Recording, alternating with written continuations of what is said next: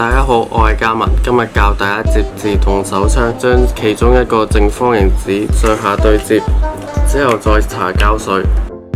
我哋將呢個長條形對摺，將呢個轉彎位屈翻落嚟，再打翻開，再順住呢啲摺痕摺翻落嚟，再摺翻埋佢。之後槍管嘅部分，將正方形紙搽膠水，再對摺。